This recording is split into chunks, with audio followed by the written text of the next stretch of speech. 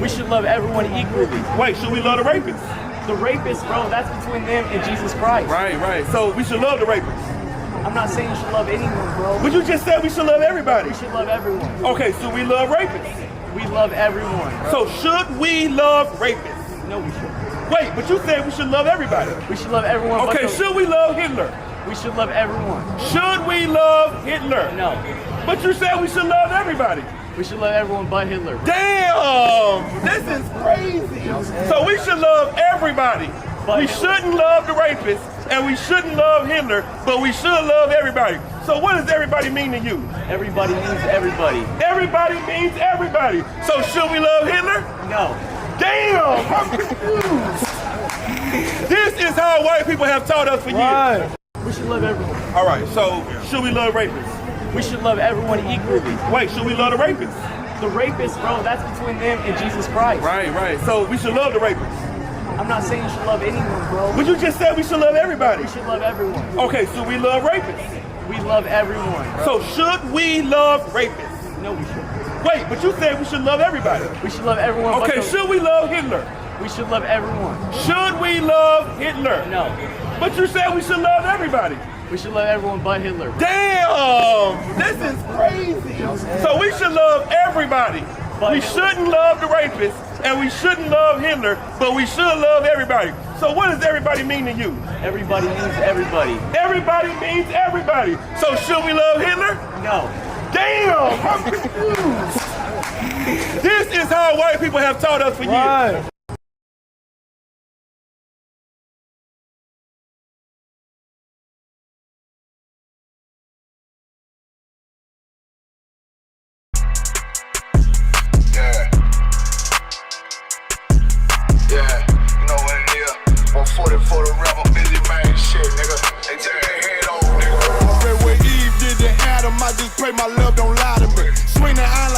And I can't let no hoe lie to me. I don't feel these rappers, all they lies is hypocrisy. Ain't no competition, ain't no rivalry. Nigga think I'm playing, I don't hear one word they saying. This shit light work. Think Muhammad one of us, he might lose his life first. Circle up and stay alert. Another cop just stretch the nigga. He a demon, this an exorcism. Watch I bless the nigga. You took that open blood, then you know I'm gon' get active with you. Fuck the opposition, I see vision. Let me paint the picture. Rappers claim they spit and I ain't listening. Is it fact if revenge was a woman, now I stroke that bitch like Jackie. So time war, we gon' run the summer. It's gon' be historical. Thought they making plays, made them niggas call the audible. Ask who run this shit, but that question is rhetorical. Bitch, I'm the one, me cookies with the oil. I'ma get them crackers, hell, should've never kidnapped my family. I can't do that. Bet I be the last nigga standing. Do a life sentence for my niggas, pray you understand me. I might put a switch on this Glock and call it Young Baby. How you real trigger know them dots? You a bird feeder, claiming he a demon. What's a demon to a cold leader? What he saying something, I ain't hear him. This shit like it ain't about who got the gun, it's about who gon' up that pipe first. I turn a bad situation to a game changer. Bring soldiers from the dead, just raised up the chain. 6 shots, I'ma look like Aaron Jones when I run it. Never bite the hand that feeds you, you'll never get that hand back. He bitchin' about 10%, I don't wanna hear none of that. He dropping sword, fuck him, just make sure you get that cover back. Look around, he ain't with us, probably cause he never was. Now my chin like you with the angels for your brothers. Everybody wanna be Richard Porter, God kill him like Alpo. Play if he want, it's laying in the trunk like Lee Malvo. I'm a certified woman's ass nigga, I am not a toy. Hey, out with that hollow side, yeah, this the rim McCoy. Feel like Gullah Jack when I'm in Fayetteville, you feel your boy. Still up on my brain, still I think that's all that I do. The way I get that boy lost, they gon' start to call him Elroy. Fuck his game, pop out on them demons like I'm Hellboy.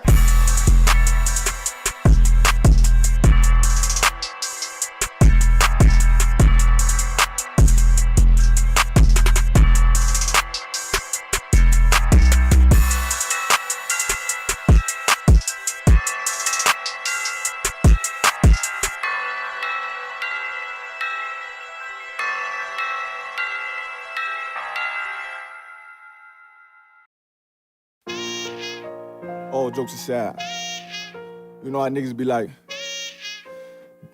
I'm this and that for life, this and that for life. I'm on West for life, nigga, this a blood oath. Hey, yo, Madara, Here go a class for you, my nigga. 140 for the rebel. The world turned its back on me. I'm a cripple. We got soldiers, he got soldiers, but I got different ones. Ain't no way out, I tell you once. Don't pray for nothing, sin and curse. We can't forgive what's forbidden. Remain in them trenches. Trust in the Lord, but please forgive me for the times that I didn't. If rank is given, have your respect to your apprentice. Be about your business. This loyalty's a death sentence. Look, trying to pick up with a blind field. They said there'll be many mansions. I'm just grinding for my time share. Them devils ain't playing fair. They hunt you like Van Pelt, but ain't no getting out the game like Jumanji. You take that oath, it's a Dundee. Try to deal death to a priest, you won't make it out in one piece. So you can stand, just make sure you got the heart. Say your name 3 times, then it's death do us part. No. So how you feel about this truth I done shown you? This ain't the life you think, little nigga. I should want. Even your own people go disown. And the Lord said they hate you for my name, so you better keep it on.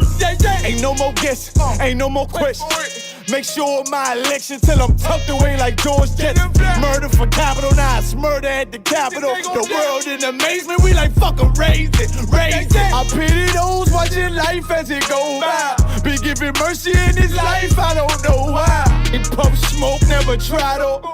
The dead at home, my brother be the dead, it's all I don't. Either fold or salute, my nigga. Salute, my nigga. They like, how you stay focused? I told them I'm motivated cause of you, my nigga. Brotherhoods and weapons, still got weapons on the scene. And I never do my niggas like Bishop did Raheem. Never mind in all beliefs, they under anesthesia. Shorty say she need me, said she wanna let that love go. Told I let that love grow. But if I bring you to my bed, that's a blood oath. Know what it is, man. So, how you feel about this truth I done shown you? This ain't the life you think, little nigga. I should want. Even your own people gon' disown. And the Lord said they hate you for my name, so you better keep it on. Yeah, yeah.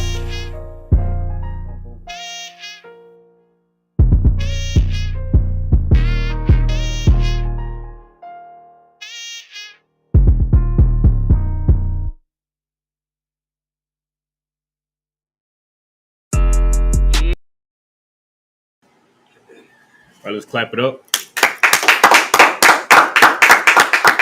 Shalom Israel. It's the Israelite School of Universal Practical Knowledge. Start out at 1 West 125th Street, Harlem, New York, under commanding General Yohana. Since 1969, we've been teaching the truth to blacks, Hispanics, and Native Americans, according to the Bible, that you are the true chosen people of the Most High, the lost 12 tribes of Israel, the only people that the Lord deals with and the only people that the Lord loves. You know what I mean? With teaching blacks, Hispanics, and Native Americans, you know what I mean, the truth according to the Bible, that means that because we teach the truth to blacks, Hispanics, and Native Americans, that means we're going to have adversaries. You know what I mean? One of the biggest adversaries to the work of the Lord is the Christian church, is the Muslim mosque, is anything that's outside of the ISUPK, you know what I mean, started since 1969, is an adversary to the truth. You know what I mean? Which is tonight's topic. Baba Kasha, if I could, let me get Psalms chapter 51 real quick. Because what you got to understand, I'll wait till you get the precept, and it's gonna lay it flat. Because you know what I mean, Most High in Christ for the brothers and sisters who was able to find the truth. You know what I mean? Because it's a lot of sincere brothers, or a lot of brothers who may be sincerely looking for the truth. And then, you know what I mean, the first thing that they found was the Christian church. So now they're in the Christian church, or they might have found some purple Christian Israelite group, or, you know what I mean, something like that. And now you surrounded by, you don't even realize that you behind, you know what I mean, you behind enemy lines and your life is in danger. You know what I mean? The Most High in Christ for all the brothers and sisters who was able to find the ISUPK and to endure in here, man, because it's so important. But what you got to understand is the fight don't end once you come in these doors. This is when the fight starts. You know what I mean? When you come in these doors and you doing your 90 days, you trying to endure, you get a name, you know what I mean? For you officers, you know what I mean? Once you become an officer, your fight starts once you come in here. And it continues every day when you leave. You know what I mean? This is not the Christian church. The Christian church teaches you that, you know what I mean? You go home. I mean, you come into the church, and as long as you put money in that plate and you put on that big old hat or that 3-piece suit or whatever the case is, and you come up in there and you dance and sing, or whatever the case is, that you're holy or that you that makes you a good person. And then you could go home and they don't teach you to change your life. They don't teach you to become a better person or to you know what I mean, to love one another. To they don't teach you who your enemy is. They just teach you, and they don't teach you the number one thing that you need to know as a Black, Hispanic, and Native American man, woman, and child, is that the reason why we're in this condition, the reason why we have, you know what I mean, so many of our brothers and sisters in the ghettos and in the barrios and in the reservations, you know what I mean, enduring the Darien Gap, trying to flee persecution from their own countries or from the countries that they were sold into and you know, sold into captivity. The reason why we're in this captivity is because we didn't keep the law, statutes, and commandments.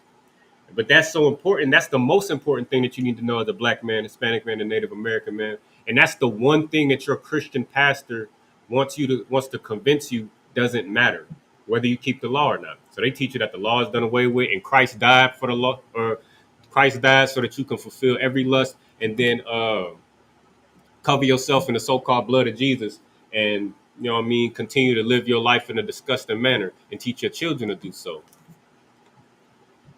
And you got that precept verse. Let me find the verse. Salakia. Salakia. Bear with me 1 second.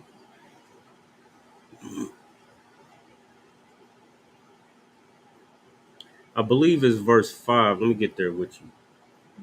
Psalms chapter 51 and Salakia. Bear with me. Psalms 51. Khan. Chapter 51 and verse 5. Push that button. You gotta hold it. Is it coming on? It was on. Okay, no sweat. I got you. Book of Psalms, chapter 51, verse 5. Behold, I was shapen in iniquity, and in sin did my mother conceive me. See, this is a very important thing that you got to understand, Black man, Hispanic man, and Native American man. That everything that surrounds you, you know what I mean, we escaped, you know what I mean, we escaped the Christian church, a lot of us. Some of us, some brothers was in fake Israelite groups, you know what I mean, these Christian Israelite groups. Some of us was in the streets, you know what I mean, we was some of us was in the military or the police force, you know what I mean, and we escaped that. We came out of there and found this truth. But what you got to understand is this. Read that again, Baba Shah.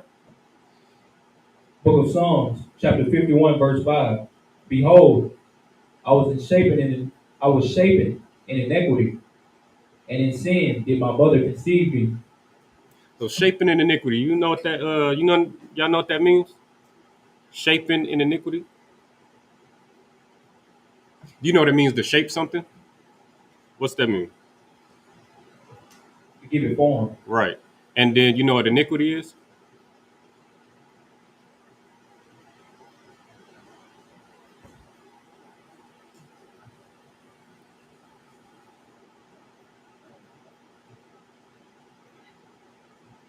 Go ahead, just look up the definition of iniquity real quick if you don't know. Did you want to give it a shot? All right, let's see. But this is really important for us to understand about ourselves, because a lot of times we come into the truth, we come into the ISUPK, and we might, for you know what I mean, it's real easy to forget, especially once you get that new name. It's easy to forget where we came from and the environment that we live in and where we work and you know what I mean, who our family is. You know what I mean? You got that definition?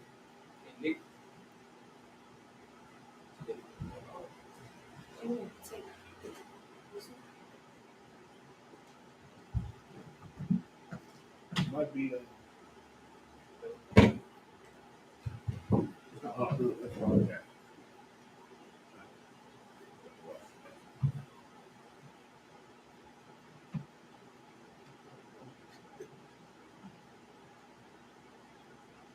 You go ahead and read that definition.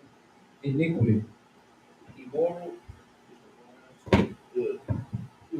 Iniquity. immoral, grossly unfair behavior.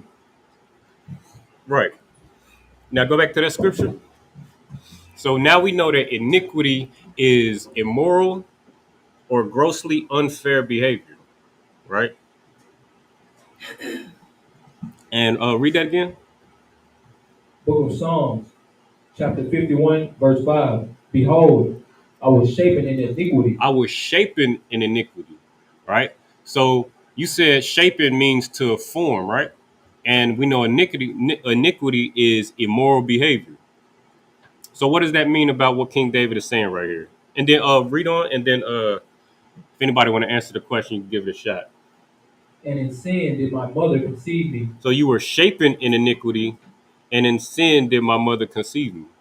Go ahead. It seemed like he basically saying he was a product of his environment. I would think. Something like that. Very close. You know, I'll give it to you. That's real. That's pretty much what it's saying. It's saying that. Well, it's actually that's you almost there. It's a little bit more to it. So if he's a product of his environment, right? Let me see how I can ask this. Go ahead. Wait, Oh, you, sorry. No, you good. go ahead. Go ahead. Oh, Go ahead. Finish your point, and then I was almost like kind of like how nowadays we talk about how we're molded by societal norms in a way. So he was groomed by like the immoral things possibly going on around him, maybe. right. What you about to say? I pretty much gonna like piggyback on what she said. Uh huh. You ain't want to elaborate. You good? Well, exactly what y'all saying is absolutely correct. The environment, this is what you got to understand about yourself, because this is King David talking about himself. He was shapen in iniquity, and in sin did his mother conceive him. This goes all the way back to Adam and Eve, where we was placed in a garden, right? With the Lord's protection, we had all the resources, all the things that we needed, right? And then Eve convinced Adam to disobey the directions that the order that the Lord gave him, right? So they got kicked out the garden, and now they're cast amongst the other nations, and now they're surrounded by all these other nations and influenced by all these other nations, right? All the unlawful things, because the Most High gave us the law. He dealt with us. So now all the unlawful things that they do, all the unlawful food and all the unlawful practices, all the you know what I mean, all of those things that these other nations do, we adopted those as our own. You know what I mean? And then you can see that all throughout the Bible. You fast forward to the book of Judges, right? Where we went into the nation, or we went to the land, and amongst these other nations, and then the Most High said that we're supposed to cast all these nations up out of there. Get them up out of there. Don't make marriages with them. Don't show them no mercy. Get them up out of there, right? But we didn't, right? So now we're again surrounded by all these nations, and because of that, we're getting influenced by these other nations, right? And that's exactly what King David is saying right here, because so many times throughout history, we were surrounding ourselves with these other nations, taking on their culture and their customs. And that's the same thing that we're up against today. Like when we was in the world, before we came up in the truth, because most of us weren't born in the truth. You know what I mean? Most of us found this thing after, you know what I mean, after 20, 30, 40, 50 years of, you know what I mean, getting high, celebrating 50 Christmases, 40 Christmases, celebrating Easter, you know what I mean, chasing bunny eggs, you know what I mean, and all of that nonsense. Celebrating, you know what I mean, 20, 30 years of celebrating birthdays, right? That's where we came from. And then we found this truth, right? But what you got to understand is as you fighting to stay in this truth, as you fighting to, you know what I mean, to develop as a priest or a sister in this truth, you know what I mean, you're going to have to fight all of these things that have shaped you when you were younger. You know what I mean? When you were in the world, all of the Christianity, all of the, you know what I mean, the all of the influence that you up against in the world, right? So what you got to understand is, we were fighting, or we were dealing with these, we were being shaped for 20, 30 years, however old we were when we found the truth. fighting these, you know what I mean, fighting these lies, or indulging rather in these lies and all these, you know what I mean, this atrocious behavior, this iniquity, like the brother read the definition of.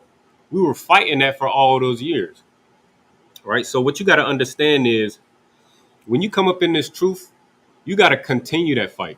It doesn't, like, people think that coming in the truth is magic, right? People think that coming in the truth is magic. Like once you come up in the truth, then it's just gonna be easy, and then you know what I mean, you ain't gonna be tempted by, you know what I mean, all the things that you was doing in the world. But that's not true at all. Like you come in these four walls, you come up in here, come to class, you know what I mean, all those different things, come to the feast days of Passover and all of that. And you know what I mean, you got brothers, but once you leave here, once you leave these four walls and go out there, once you step outside these doors, it's a Christian church right there. It's a Christian church right there. You're going to go home, you're going to walk up out of here, and your parents, you know what I mean, or your mother your mother who you love, and, you know what I mean, and you know what I mean, she raised you for all your childhood and influenced you, and they're going to call you, and, I mean, they gonna be one of the ones to tempt you to get you up off your square. You know what I mean? You got so much influence out there in the world, but what you got to realize that we were shaped in this iniquity. We grew up in this iniquity. So for us to be able to purge this up out of us, we have to continue to fight. That's why we go at Christianity so hard, and that's why it's important to understand. I mean, we know that Christians are unstable and what's the word? Delusional, right? Like we just saw in that video. You know what I mean? Christianity will have you just thinking upside down and backwards. Where the Edomite, or I think it was Edomite, but you know what I mean, the so-called oppressor, he was like, Cap asked him like, should we love everybody? He said, yeah. Like, all right, so should we love Hitler? He like, no. But what does everybody mean? He said, well, everybody is everybody. So and then he like, so should we love Hitler? Hitler is everybody. He's a person, right? He said everybody but Hitler. So he just that's how that's how that's how unstable, and you know what I mean, Christianity doesn't stand on anything. And you know what I mean, we know that about Christianity, but what you got to also understand is that Christianity was in you for 20 years, 30 years, 40 years, right? So we got to fight this thing. We got to remember that. Because, you know what I mean, all it takes is one slip up. All it takes is for you not to be in your right mind, or for you to not be in the right spirit. You know what I mean? For you to not be around for long enough, for you to, you know what I mean, for somebody to say the right thing, or for you to be in your emotions for a little bit too long, or something to happen, you lose something. That's all it takes for you to go right back to that comfortable Christian, you know what I mean, that comfortable Christian person that you were. Because, you know what I mean, we call Christians, you know, people who go to church, right, call themselves Christians, right? What you got to understand is Christianity is everywhere. It's in everything that you do. Right. It's everything that you see. You know what I mean? So you just got to beware of everything that's around you, and and understand that you're not, you know what I mean? As soon as you let your guard down and think that you safe, that you in this truth, I'd have made it in the truth. I'm good. You know what I mean? Y'all don't eat no pork. Y'all don't smoke no cigarettes. I'm good. As soon as you let your guard down and think everything's sweet, you know what I mean? Then that's when you open yourself up to being susceptible to the Christianity that's all over. We gonna explain it a little bit. Let me get Matthew chapter 13 real quick. Matthew chapter 5 and verse 13. Salakia.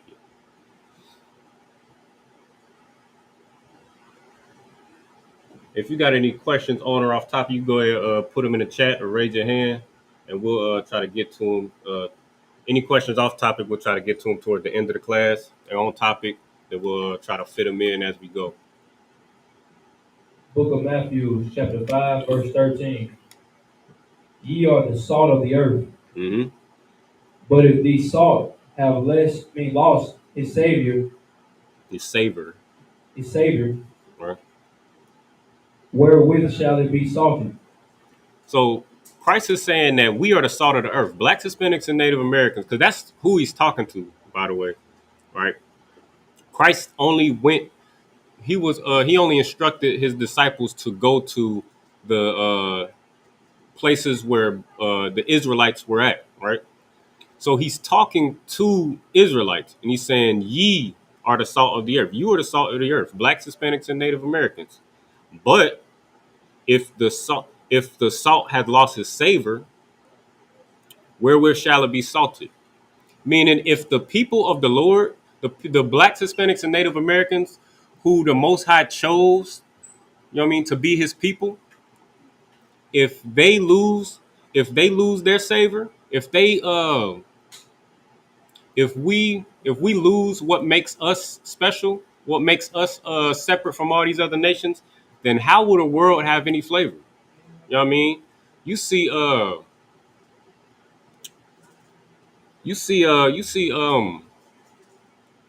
these other nations, you know what I mean? They hold us down, or they put us in positions where they systematically oppress Blacks, Hispanics, and Native Americans. They keep us from putting ourselves in certain positions to be able to, you know what I mean, uh, support ourselves financially, or to be able to get certain jobs, get housing, own property, things like that. And then what do? Or they you know what I mean, they move into our neighborhoods and open up businesses that they stop us from getting. You know what I mean? Getting the property and the houses that they stop us from getting. And then they make their living off of oppressing and, you know what I mean, selling, you know what I mean, selling us drugs and selling us unlawful, you know what I mean, unlawful animals that they like to have us eat. You know what I mean? This is how they capitalize off of you, Black man, Hispanic man, and Native American man. And the only way that they can do that is real quick, hold that. Let me get Deuteronomy chapter 4 and verse 6. Let me see. Let me make sure that's the one.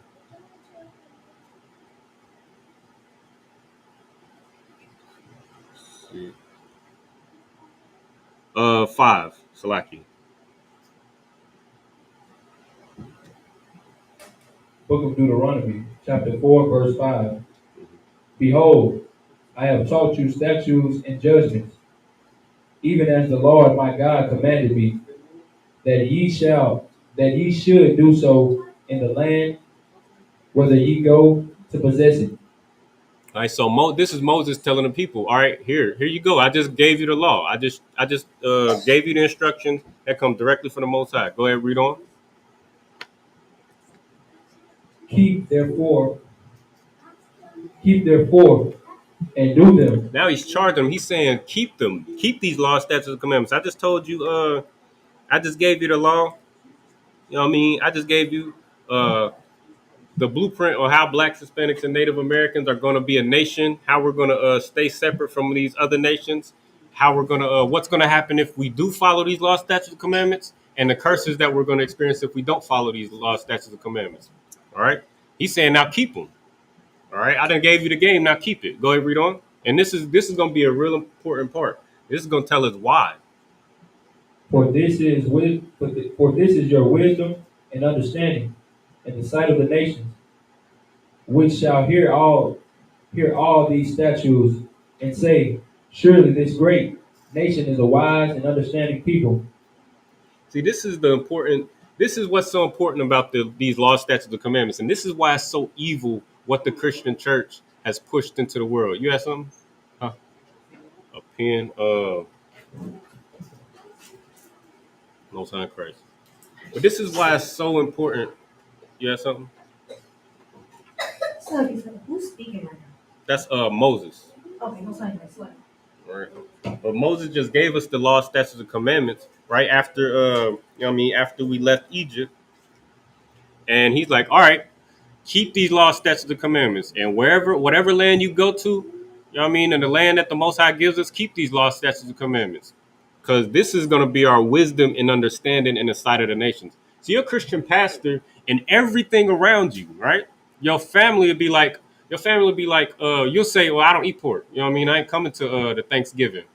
I ain't coming to the Easter dinner, right?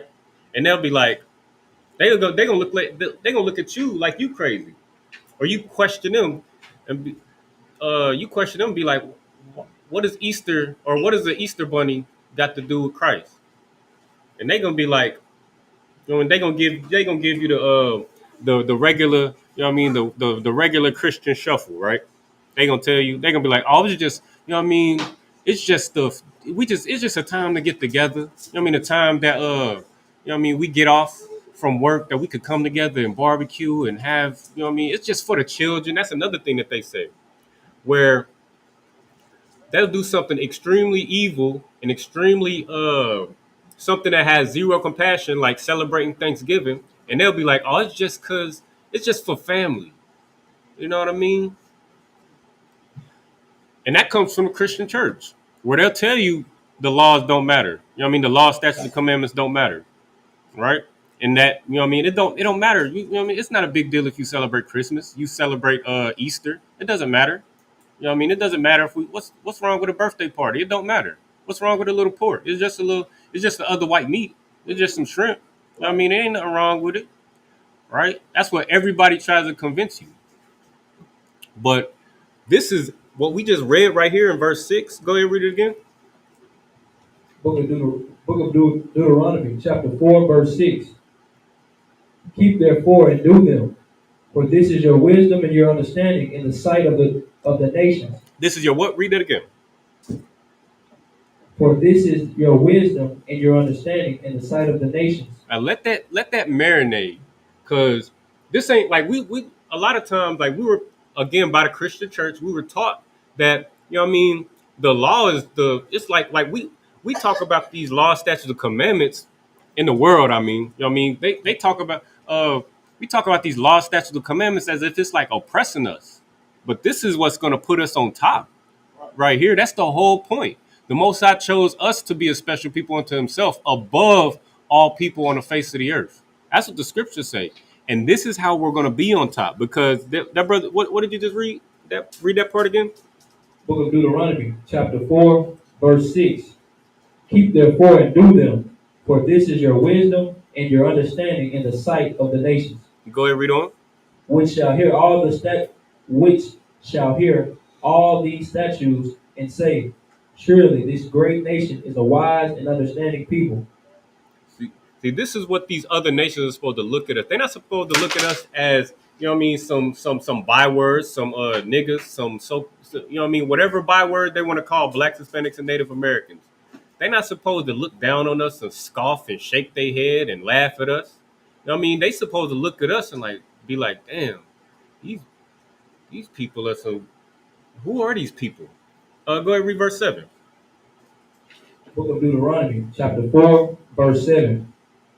For what nation is there so great, who have God so nigh unto them, as the Lord our God is in all things that we call upon him for? See, that's what these nations are supposed to look at us and be like. Like, what nation is there that's greater than blacks, Hispanics, and Native Americans? Right. See, the thing is, we confuse a lot of times, because of Christianity, or because of a lot of blacks, Hispanics, and Native Americans, because we realize that the Christian church has failed us. We leave, and then we become so-called spiritual. We become Buddhist, or what's it called, Egyptologist, Kemet. We become Muslims. You know what I mean? We go into all these different cultures,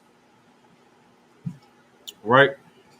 And a lot of times and because we go into these different blackity black philosophies, we think, oh, just because we black is something chemically special about, we think that the best thing about us is just like we run fast, we jump high, right? We we're intelligent, right? Which all of these things are true. You know what I mean? Our black women are graduating colleges and getting you know what I mean, these high level degrees at exponential rates. You know what I mean? The you look into the athletic world and we're feeling, you know what I mean, what baseball, football, uh, American football, European football, what else? Basketball, all of these different athletic you know what I mean, athletic worlds, and we're the face of it, right?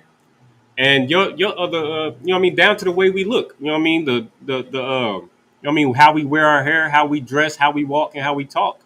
Now these other nations want to emulate you, but the thing is they don't respect you. They don't respect. Go ahead. You know, I just was thinking about something like our image so messed up because we fail to follow the commandments.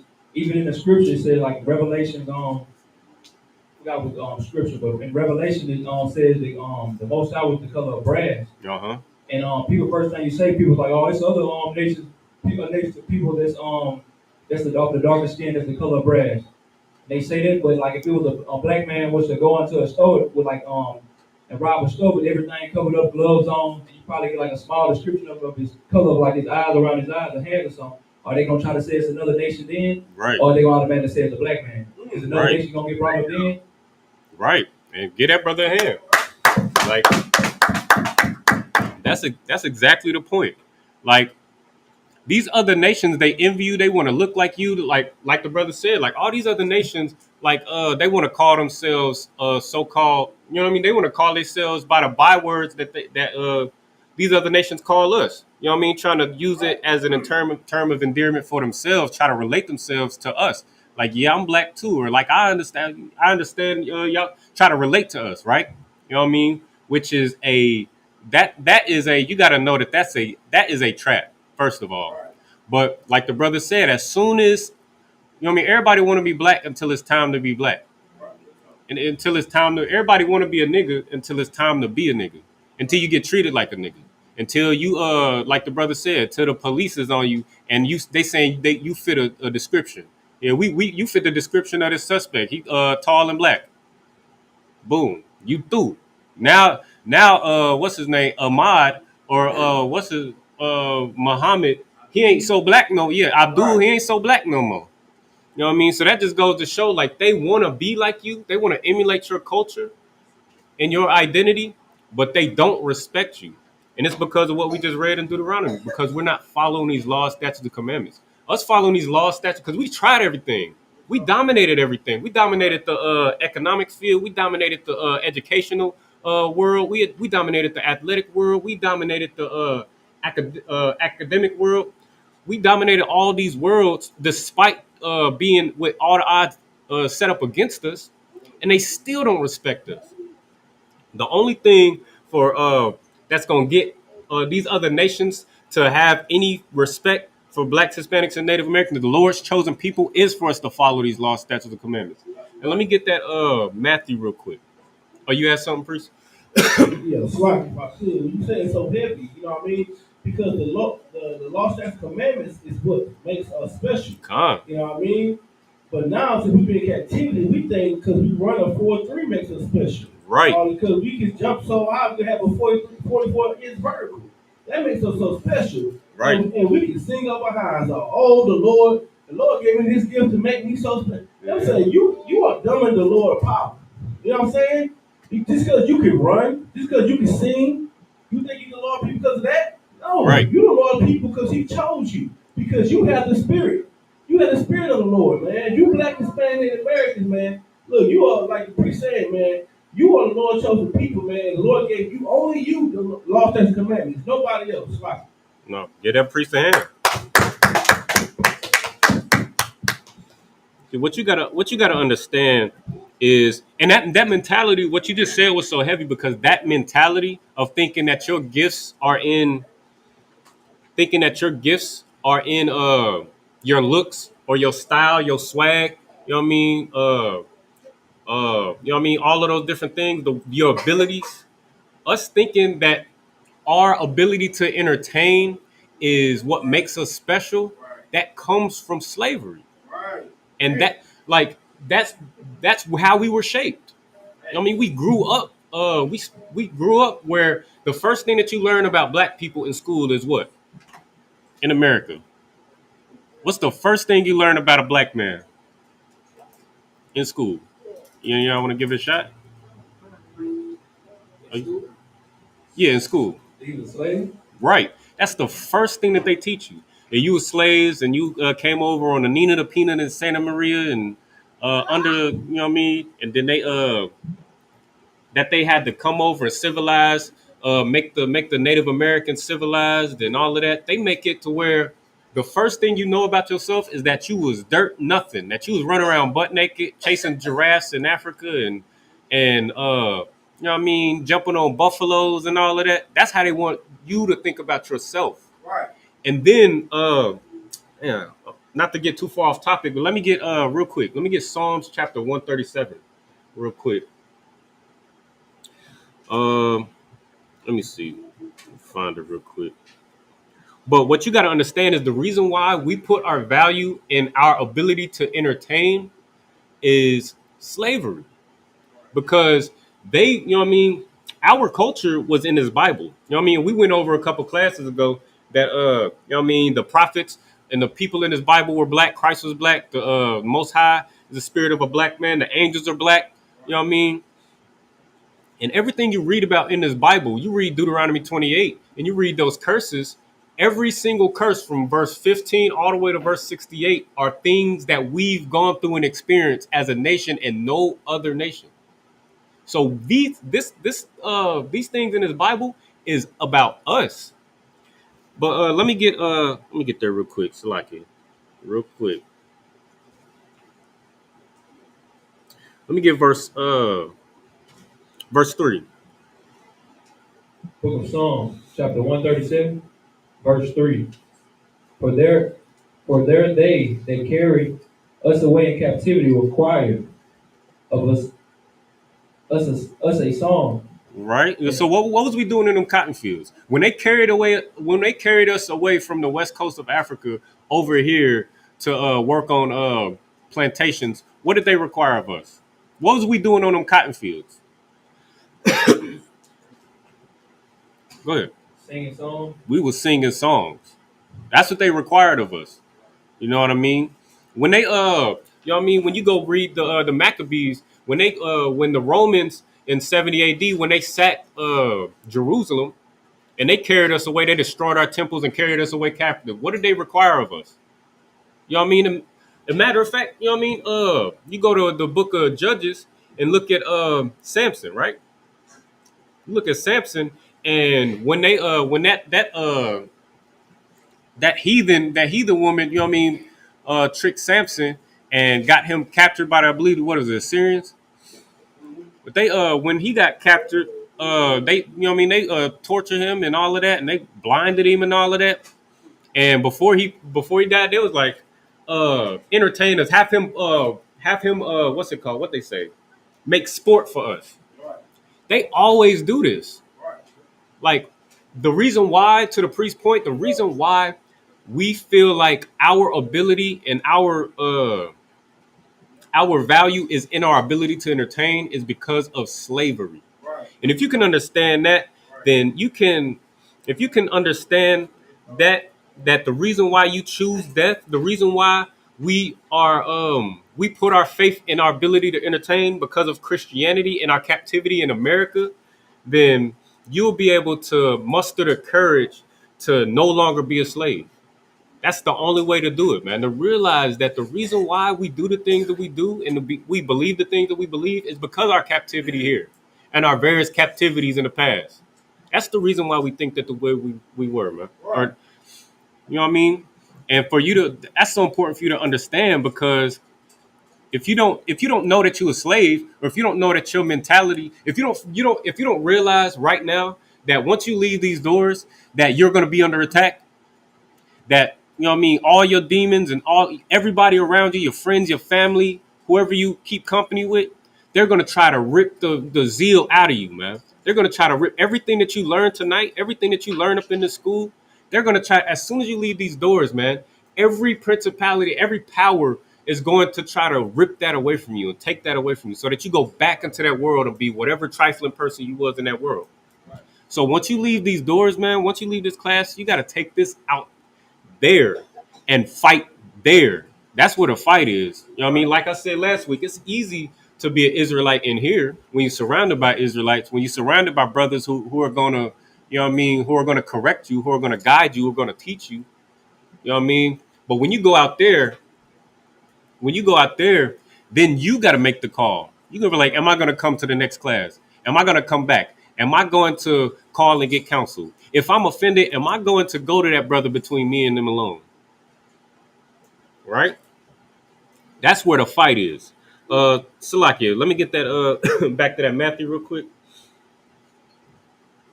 Let me see. Matthew chapter 5 and verse 13.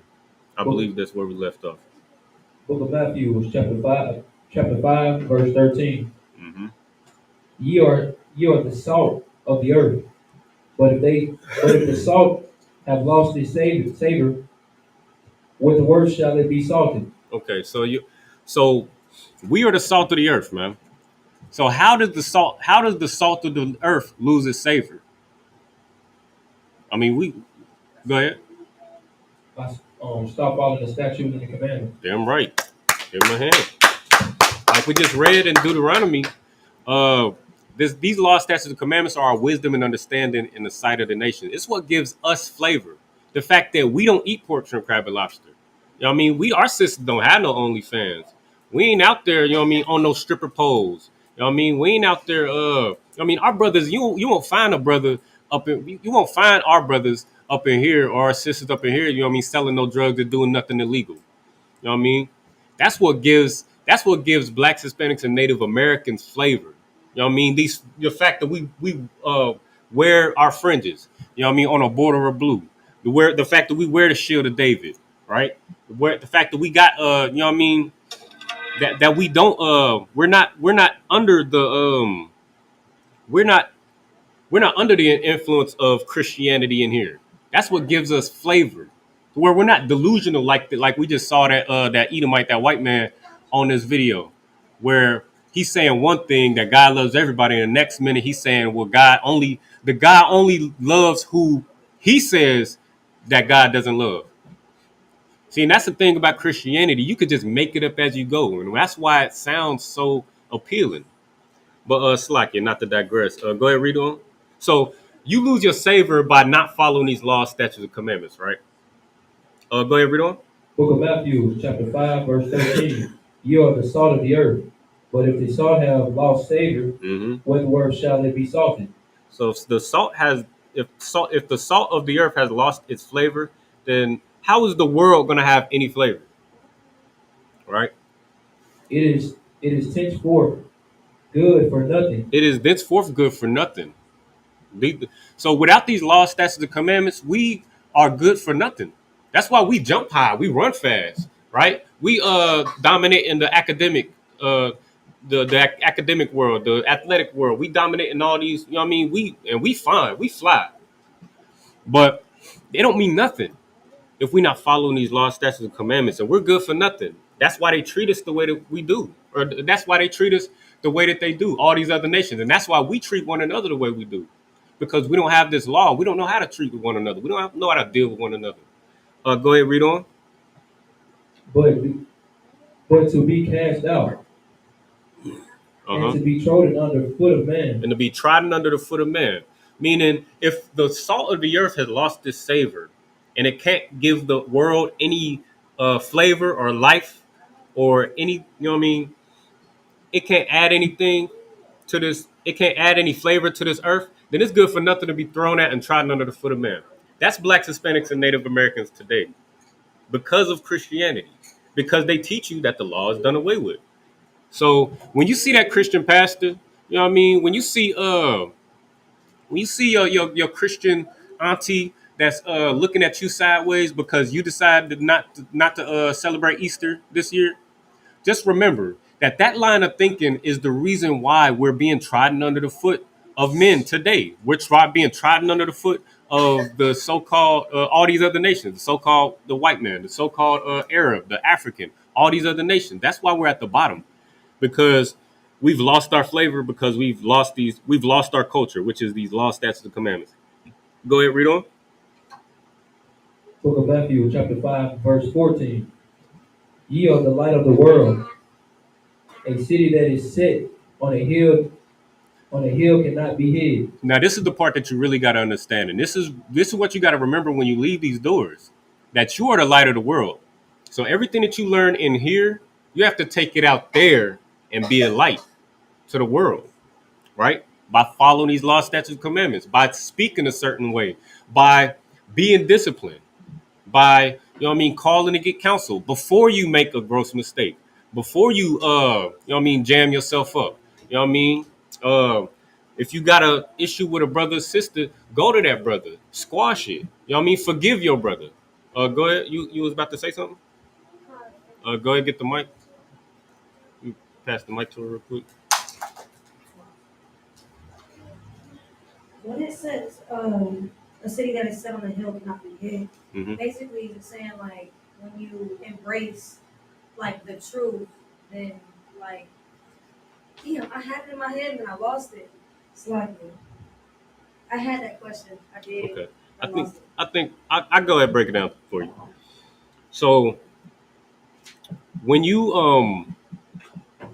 when you come up in here, right, you do your 90 days, you get a name, right? Now, when you go around your family, they should not. A lot of times when you come up in here and you become a new creature, you know what I mean, you going through your process and you get around your family. A lot of times they looking like they don't even know who you are. That's how it should be, because that old person, they knew that every second you needed to step outside for a cigarette. Every second you had to, you know what I mean, you had to go and you either had some either you had some weed on you, you had a blunt on you pre-roll, or you was going to get some, right? Or you was whatever you was doing in the world. That's how they knew you as. It's like, all right, we already know such and such Jeremy or Deontay or somebody. He finna come here and he finna come to this Thanksgiving and he finna be high as a kite. We already know, you know what I mean. And he finna come and eat this ham and this turkey, and he gonna pass out and then he gonna go home. You know what I mean. But you come up in here, or you come up in here, you become a new person. The world can't help but to see that. It's like, damn, this person was this, that, and the third, and now they moving like this, they walking like this, they dressing like this. You know what I mean? So now they can't, and even it ain't even just your family, right? You step out into the you know what I mean, into the world, go to the grocery store, you know what I mean, or something like that. You walking around with your long dress on, your head wrapped, or you know what I mean, brothers, you got your fringes down to the floor, you know what I mean, and I mean, things like that, they stopping and breaking their necks. Like, what is this? Or they see how polite you are. They see how you carry yourself, things like that. And they can't help but notice it. That's pretty much what that's talking about. You had something to say, Priest? Okay, go ahead. Yeah, like you saying, like, you know, once you come in here, you change your life, right? So you get a different whole new spirit, whole new vibe on you. And everybody will see it, you know what I mean? Especially family members. And especially in the oppressor too. You will see how different you are from another black man or black woman. You know what I'm saying? Right. It's how you like appreciate how you carry yourself. You know what I mean? And like you said, like we got the gun that was down on us. You know what I mean? We got the AKA the shit of David. You know what I mean? Right. We got the fringes on, got the crowns on. They like, who is this? Sisters got the skirts on. You know what I mean? Head wrap. They like, what in the world? And that scares them. You know what I mean? Because you're not a slave no more. You gonna come back to your culture, and they know that spiritually. Right. They know that spiritually. Nah, that was heavy. And what that get that priest ahead, Salaki. Yeah. Don't let me stop you. But now what that was heavy, because like that's the thing about that is they respect that. Like you watch our, you know what I mean, if you ever been to camp or you watch them camp videos, you see them Edomites, you know what I mean, getting on their face and apologizing to the children of the slaves, kissing them boots. You know what I mean? We don't make nobody do nothing. I mean, that disclaimer. Let me say that we don't make nobody do nothing. But you see them kissing them boots and getting on their face, and we calling the white man, we calling the oppressor. You know what I mean? The devil the Bible speaks of, the number one deceiver in this earth to his face, calling out his crimes that they want you to forget. They gonna fight you on it. They gonna try to cover it up like the priest said, because that scares them. But they gonna respect you for it because you standing on business and you ain't no slave. Go ahead. You got the ones that respect, then you got the ones that are low key intimidated because they never forgot our identity. You know what I'm saying? They know who we is. Right. Exactly, and that's they do both, all of them, whether they show it or not. You know what I mean? That's why you ever see them do that awkward smile. They be like, they do this. You know what I mean? They intimidated, but when they see you walking tall, they see you they want to offer you that pepperoni pizza. You like, nah, I don't eat no pork. Don't put no pepperoni in my joint. You know what I mean? Or they I had this Edomite, right? He offered me, I had to deliver something to his crib, and he was like, you smell that? I was like, yeah. He was like, you want a little bit? And I was like, nah, I don't smoke, I don't get high. And it was just like his whole spirit, like he thought he was being so relatable because that's how they think of you.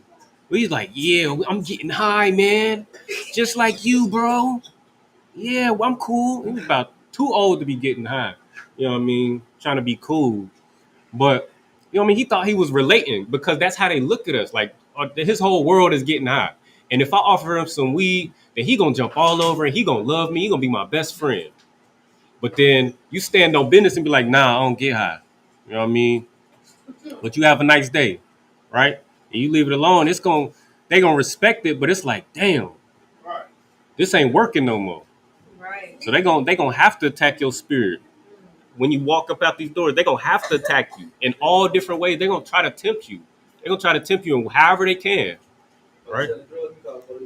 Yeah.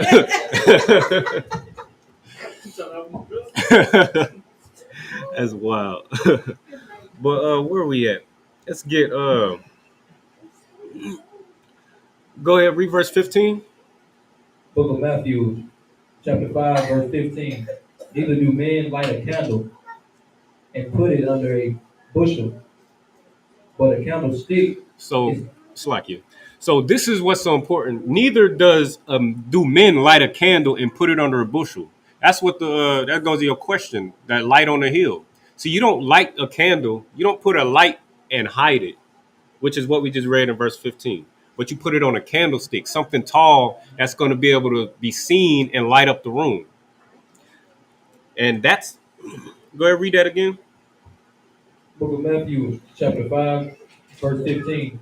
Neither do men light a candle and put it under a bushel, but on a candlestick. Go ahead, read on. And give it light unto all that are in the house. So this is the whole point. You can't be, if you're just one west in here, then you're putting you're lighting a candle and then putting it under a bushel. You're hiding it. You're hiding your light. Go ahead. It's like throwing rocks and high fists. Like you're not playing the 50 like Robbie said. Yeah. It's like, you know what I'm saying? Go ahead. When you say bushel, they mean like a bush, right? Right. Even when you put it on a bush, it ain't gonna last that long anyway. It'll last longer if you're standing on a candlestick. Right. Not real talk, and that's the absolute truth, man. Like, if you that's the whole point, and that's so heavy what you just said, because you know what I mean. You just one west in here, you fringed up in here, but then like these Christian, you know what I mean, just like these Christian pastors and just like these purple Israelite groups, they Israelites in wherever they congregate, but then as soon as they leave the doors, they taking their fringes off, they taking their purple off, they taking whatever they wearing off, and then they put on that they go to the crab shack and they like just like your Christian pastor, where they so holy and sanctified and all you know what I mean, they all God body all up in that church, but then as soon as church service over, they take off that 3-piece suit, they loosen up their tie, you know what I mean, and they go out and be the most disgusting piece of garbage that they could possibly be. We can't be like that. You know what I mean? You one West in here, you have to be one West out there. You have to take everything that you learn in here, everything, all the advice that you get up in here, all the counsel, all the chastisement and the check-ins, all of the, you know what I mean? You see the spirit on these brothers. They got this masculine spirit. You know what I mean? They studying to show themselves approved. They constantly in these scriptures. You know what I mean? Teaching class and going to camp. You see how diligent brothers and sisters are up in here. You know what I mean? You see the sisters serving and bringing meals and things like that. You see that, and you put that in you. And then when you go out there, then you have to be that way. You got to be one West, as one West as you are in here. Just like, you know what I mean? Just as one West and zealous as you are in here when you're surrounded by your brothers, the same, you got to have that zeal out there, because that's where the fight is at. And that's where you're going to let your light shine. I mean, you can let your light shine in here, but like, we know you know what I mean? We know you're Israelite. You know what I mean? We, you know what I mean? We know the new creature that you are. But the people who got to see that is the people out there. And that's how we got fished in. That's how we came in the truth. Where we come up in a world where, you know what I mean, brothers you got to constantly watch your back and make sure ain't nobody stealing from you, making sure, you know what I mean, somebody offends you and you just like, I'm about to slap fire from this person because I know that they, you know what I mean, I go to this person and they ain't gonna do nothing but disrespect me more. You know what I mean? And now it's a problem, because now I can't let you disrespect me, and now you got, you know what I mean, so you got problems, you know what I mean? Where you come up in the world, one second. You come up in the world and then you used to being in relationships where I don't know if this person is gonna leave me, so I gotta go through their phone, I gotta do something toxic, cut up their Jordan, slash their tires, you know what I mean, to keep them from leaving me, or try to put them on child support to make sure they can't never leave, type stuff. That's the type of stuff that we used to out there. But you come up in here and it's totally different, where you lose your wallet at the Passover and you get it speedily with everything that was in it. Or you one second, I'm gonna get to you. Salaki, go ahead. That's crazy. About the wallet part, I lost my wallet at the commissary on the army base. I had $100 in it. Came back, it was stolen. That's only because you brought up the wallet part. But before you said that, like I've been in there for like 2 weeks, and like the situation I'm going through like a lot of stuff and whatnot. I was like kind of like a whole depressed and whatnot. But just coming in here, like understanding the truth and knowing that I'm being held accountable for my actions or whatnot, that I need to follow the laws and commandments, like that upbring my spirit, and like every day that I come in here, like it's just lift my spirit every time. Like for real. Real talk. Most times Christ for that. Damn right. Go ahead. That bring me back to the first Passover I attended in 2022, I believe, in Cocoa Beach. And I believe I lost my phone. And they put it at the very front. It was a brother that had like hella phones in front of him for everybody to pull up and go grab their phone. Like you could literally leave your car unlocked and your kids unattended, and somebody gonna take care of them. Real talk. It's real. It's real. Okay. Yeah. Yes. And that's what brought us in here. 9 times out of 10, where you saw these brothers and you was curious, like, dang, you saw the spirit on these brothers. That's usually the first thing that you see, where a brother ain't got to say nothing. You just see how they walking, how they talking, how they interact with one another, how they interact with people. And you get curious. You get to asking questions, you come to class, and then you get to experience it for yourself. Where it's like, where you like, I don't know about y'all, but I am protective over my children. But when I saw, like, even when I came in here, I ain't gonna lie, not to get too personal, but when I first came up in here, you know what I mean, I was the same way. I was protective over my children, as I still am today. Don't get it twisted. But I was protective over my children to the point where, like, I'm holding their hand. I don't let them go too far. I'm gonna make sure I keep an eye on them. You know what I mean? But I went to the school and I saw brothers. I saw how brothers and their children was playing together. You know what I mean? You go to the cookout and you see the children running around, and it's brothers to make sure your kids ain't getting, you know what I mean, they ain't getting lost nowhere. They ain't wandering off. They ain't running in the street. If they making sure they ain't out here, one child ain't treating another child poorly, or, you know what I mean, something like that. And you see that, how these children could just be kids, where you don't have to restrict them because you know that every man, woman, and child in that in the school you can trust, and that you could just let your child run free and know that you're gonna have your child intact and unharmed by the end of the night. That's how you let your light shine, man. And that's how we all found the truth, man. That's what brought us all in the truth, man. The brotherhood, man. The fact that um this was totally different than the life that we was used to with our so-called blood family. You know what I mean? You come up in here and a stranger that you've known for 2 days is gonna make sure your child is fed, clothed, hair done, you know what I mean? And protected. Whereas, you know what I mean, you got your uncle and your cousin who you'd have known for 20, 30, 40 years, and they abusing you in every way possible for all them decades. So it's a stark difference up in here, man. These brothers in here let their light shine. And the reason why we are able to be in here today is because they let their light shine out there. So now we're in here. We have to let our light shine out there so the next brothers and the next sisters can feel the exact same sense of security and home and family that we feel in here. Does that make sense? Go ahead, read on. Where was we at? Verse 16. Book of Matthew, chapter 5, verse 16. Let your light shine before men, that they may see your good works and glorify your Father which is in heaven. See, this is what we just got done breaking down. Let your light shine before men. Hey, shalom of Christ.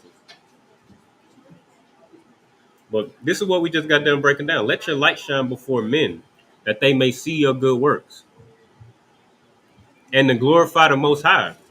So when these, like we read in Deuteronomy, when these other nations see how we behave, how we move, how we walk, and how we talk, the laws, like the laws that we keep, the things that we do, the things we don't do, they like, who is this? Who is this nation that's so wise and understanding and so great, who has the Most High so near to them?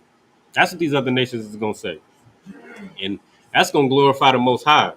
You know what I mean? That's gonna put us in a position of rulership. Uh, And then look, this the ill part right here. Now Christ just got done talking about all of this. You know what I mean? Letting your light shine, and you know what I mean, being the salt of the earth and not losing your savor. Now let's see how he segue. Go ahead, read verse 17. Verse 17. Think not that I come to destroy the law or the prophets. All I right. am not to come destroy, but to fulfill. So your Christian pastor would have you believe that Christ came to do away with the law. He came to die for everybody's sins so that you could just be the most disgusting psychopath that you could be out there in the world. But that ain't the truth. Christ just said, think not that I came to destroy the law, right? Or the prophets. I am not come to destroy, but to fulfill. Now, these Christian pastors will also try to twist the word and say that him dying fulfilled the law, so we don't got to keep the law. Which, what sense do that make? Because if you don't have to keep the law because Christ fulfilled it, then that means Christ destroyed the law. And verse 17 in Matthew chapter, the fifth chapter says that think not that I come to destroy the law. Christ came to fulfill the law. And then we're going to see, let's get verse 21 real quick. I'm going to show you what I mean. So Christ didn't come to destroy the law, which is the disgusting thing that your Christian pastor wants you to believe, right? But this is what he did. This is what fulfilling the law means. It doesn't mean that Christ died and the law was fulfilled so that we can continue to break the law so we don't have to keep it. Let me get verse 21 real quick. Book of Matthew, chapter 5, verse 21. Ye have heard that it was said by them of old time, thou shalt not kill. So Christ is talking about the Mosaic law, the law that Moses gave to the Israelites in the wilderness after the Exodus from Egypt, right? He said, it was said in old time, thou shalt not kill. Now that's a law, right? Watch how Christ fulfilled the law. This is Christ right here fulfilling the law. Go ahead, read on. And whosoever shall kill shall be in danger of the judgment. All right, so it says, thou shalt not kill, and whoever does kill shall be in danger of the judgment or the punishment. That's what judgment means. Go ahead, read on, verse 22. But I say unto you that whoever is angry with his brother without a cause shall be in danger of judgment. Right. So he said that it was said in old time that thou shalt not kill, and if you kill, you're in danger of the judgment. But I say to you, if you're even angry with your brother without a cause, then you're in danger of the judgment. Why? Because or why? Why did he say that? He said, thou shalt not kill, and if you kill, you're in danger of the judgment. But Christ said, I say to y'all, if you even angry with your brother without a cause, then you're in danger of the judgment. What does that mean? That you should only have like good intent for your brother. Like Elaborate. Why?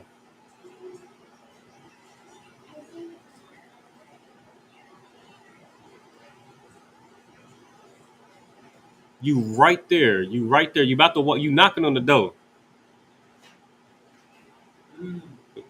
'cause Let me you get end up want to do something bad to him after a period of time. You just exactly. That's what it is. That's what you need. Christ fulfilled the law by saying, okay, the law is thou shalt not kill. You shouldn't even think nothing ill about your brother without a cause. Or you're going to end up, like you just said, you're going to end up wanting to cause him harm. You're going to want to break that law, and then you're going to have to suffer that punishment. That's kind. Go ahead. even the thought, even the minute he do anything wrong, you already got the thought. So the smallest thing, a tree. Right. Calm. It starts with your mind, what you thinking. All right. Now, without Christianity, they'll teach you that Christ, done away with the law, and that you don't have to keep the law. So now you ask a Christian, well, if the law is done away with, let me get that wallet. This is a stick up. That's a nice watch. Run that. The law is done away with. So why are you not giving me your wallet? Because the law is not done away with. And there's some liars. And what Christ did, he didn't do away with the law. He increased the law. So before you even have that thought about going to do something to your brother, you're gonna squash that. You're gonna deal with that thought before it becomes an action. Right? That's what Christ did. And that's how, and that's what's gonna put you that's what's gonna put you in a position to be a light to the world, right? Where somebody, how many times you've been in a crowded club or something like that, or you've been in a grocery store and somebody bump you and you like, man, watch out, where you going? Watch where you going, man. Or somebody step on your shoe and you want to push them, or you like, now it's an altercation. Or somebody looking at you too long and you like, what's up? You it's up with him. Now imagine, a brother bump you in a grocery store in a club. Somebody step on your shoe, and you like, oh, excuse me, brother, you good? Let me get you a drink. You good? You know what I mean? Or you step on a brother's shoe, and you like, hey, my fault, brother. It's like, okay, you changed the narrative because now these other nations look at you like, oh, you just this violent, short-tempered, ill-mannered person, right? Or we just this violent, we just these classless, we just this classless people, right? So they do things, or let me give you another example. You get, you get pulled over by the police, right? You get pulled over by the police, and we like to jump with the police. We like to jump back with the police. What you pull me over for? I ain't doing nothing. I'm just come on. I gotta go to work. Yeah, we want to jump back, and then they fear for their life, and then that's how we end up. End up in these sticky situations a lot of times. You know what I'm saying? Most of the time, it's just your oppressor being the devil. You know what I mean? And we respond like that because we scared. But imagine this: you get pulled over by the police, and then they're like, they're like, you know why I pulled you over? I have no idea. And you just got let me get your license and registration. You just like, here you go, and you just chilling, hands on the wheel. You're not jumpy, fidgety. You're not fighting. You know what I mean? You're not trying to bicker back and forth with the police. They're gonna be like, it's gonna do something to him. It's like, dang, this man is like, you know what I mean? He run your ID, ain't nothing, ain't no warrants, ain't no, you know what I mean? He don't smell no weed coming out the car. He's like, dang, because that's how they get us. You had something? Yeah, like back in the gap, that happened to me a couple times. Like I probably like I ran the light or whatnot, like my car. Mm-hmm. Like I ain't have no insurance on it or nothing like that. Like they could have like repoed it or whatever not. But just because I was like calm or whatever, they just basically like gave me a ticket and just let me keep riding on. It happened like twice, couple times. Most high praise. Well, the Lord was with you that day, brother, because that is not what happens.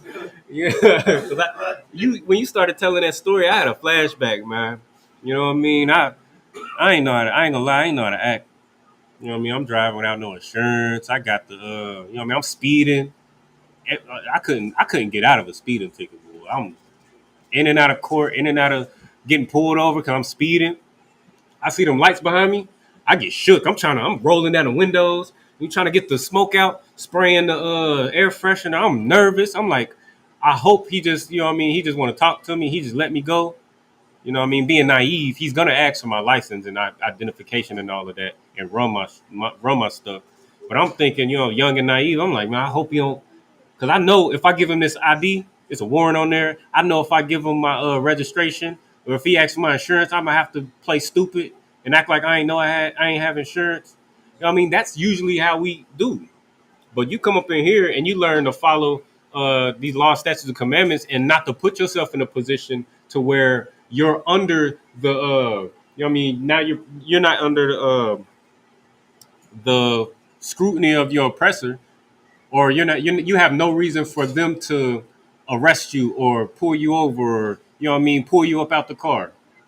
Then, like we said earlier, then they like, oh, this ain't the usual, you know what I mean, this ain't the usual nigga that we dealing with. You know what I mean? This person is different. So even these other nations will look at you and be like, dang, this is, not to mention, you know what I'm saying, 9 times out of 10, a brother get pulled over, brother, sister, and a UPK get pulled over. We looking glorious anyway. So they not only they like, dang, it ain't nothing on this man. He looking fly. He got the gold. You know what I mean? They see us with the gold chains, the shades, the crowns, and the, you know what I mean? They see us and they like, oh yeah, we gonna get it's something in that trunk. You know what I mean? It's something on this ID. Go ahead, priest. Oh yeah, we sure give that a hand. You know what I mean? We looking good, we smelling good. You know what I mean? They like, first of all, you know what I mean? They see all this gold on us and they like, oh yeah, it is snow in the freezer. We gotta get this man out the car somehow. No sweat. We gonna run this license and we gonna find something and we gonna be like, all right, we gonna find a reason to step out the car, or you know what I mean? We gonna whatever. Even in that scenario, right? Even in that scenario, they ask you to get up out the car unjustly because they are the devil. The Bible speaks of. You know what I mean? You just get out the car. Like, is there something you looking for? They want to snatch you out the car. Do your thing. You done? We don't say that. Don't tempt the police. Don't. But like that's what you're gonna be. You're gonna be like, all right, do your thing. You done? You find what you was looking for? You found that nothing you was looking for? Okay. And it's like now they gonna be nervous. Now they nervous because they done violated you. They done violated you, and now you can like, what's your badge number? What's your name? Okay. Now they nervous. Now they have to respect you because you live a certain. This comes from following the law. You're not gonna get this type of spirit from, you know what I mean, not keeping these laws, statutes, and commandments, but you know what I mean, you not keeping these laws, statutes, and commandments, but you trying to, you know what I mean, this don't come from fitting in and trying to be the best entertainer you can be or being the best Christian you could be, because they're not gonna tell you not to get high. They're not gonna tell you to, you know what I mean, not to sell drugs. They're gonna encourage you to sell drugs so that you can fill up that collection plate every Sunday. But you get that from here. Salakia. Let me get verse 48 real quick. And this is the whole point right here. Book of Matthew, chapter 5, verse 38, 48. Be ye therefore perfect. How do you let your light shine? Be ye therefore perfect. Even as your Father which is in heaven is perfect. That's how you let your light shine. And you got to be ye therefore perfect out there amongst your brothers, amongst your sisters, amongst these other nations. You have to be perfect out there. When you dealing with one another, when you dealing with your husband, you have to deal with him in a certain way, in a certain level of respect. out there in front of everybody so that everybody can see that our sisters ain't these wild ill-tempered maniacs. Same with brothers. You know what I mean? When you're dealing with your wife and your children, you got to deal with them with a certain level of tact and decorum, you know what I mean, and love and respect and compassion, so that, you know what I mean, when because they I don't know if you know this, brother, but they think that they think that we just abusing women up in here, that we just slapping our women around, and you know what I mean, this that I don't it's some most stuff. But so when they see you, especially, you know what I mean, they see how masculine you are, how, you know what I mean, how you move, how you walk, how you talk, how you dress, and they thinking, oh yeah, they beating the women up in there. Oh yeah, them poor women and children. So when we go out there, we conduct ourselves in a way, the same way we conduct ourselves in here, where we deal with our children and we deal with our wives and our children with compassion and love, and we be gentle towards them. We do that out there as well, so that everybody can see how a cohesive family operates, where the women, the wives are in order. You know what I mean? No matter how many wives you got, you know what I mean? And that's a big one too, especially if you know what I mean, a brother who has multiple wives, or you a sister, you know what I mean, with a husband that has multiple wives. It's especially important for you to conduct yourselves in a way that's tactful, because that's the stigma right there, where it's like living this lifestyle, it can't work. That's what they want you to believe. So that you go out there and you like, well, the only thing, you know what I mean, this Israelite lifestyle ain't work out. So the only thing that I could do that's gonna work is to get high. I gotta get high. I mean, because it don't matter no way. You know what I mean? It don't matter if I eat pork or not, because this lifestyle ain't working no way. We have to show them that this lifestyle works, and it does. That's the whole point of it. But for everybody out there to see that this works, and to see that, you know what I mean, your family doesn't have to be like the family you had growing up, where you see your mother and father, you know what I mean, fighting like cats and dogs. You know what I mean, where you got your you can't trust anybody around your kids because your uncles and your brothers and your cousins and your several different baby daddies then violated your children. You know what I mean? You can show them that this is different. And you do that by being perfect. You be perfect by following these law, statutes, and commandments. That's what Christ just broke down. You read from 13 all the way down to 48. He's going to show you. He's going to tell you. It's going to be him increasing the law. It says, "Thou shalt not kill." But if you even think about harming your brother, you tripping. And he ended with, "Be perfect." So like you. Let's see.